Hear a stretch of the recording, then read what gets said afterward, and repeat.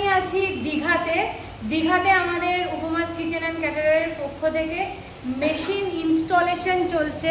রুটি তৈরি করার মেশিনের ইনস্টলেশন চলছে। দেখো দেখেন একটা জিনিস সৃজিতদা খেয়াল করে দেখো, ও কিন্তু আমার নিজস্ব ইঞ্জিনিয়ার। আচ্ছা দেখি উপমাস কিচেনের নিজস্ব ইঞ্জিনিয়ার কিন্তু ও।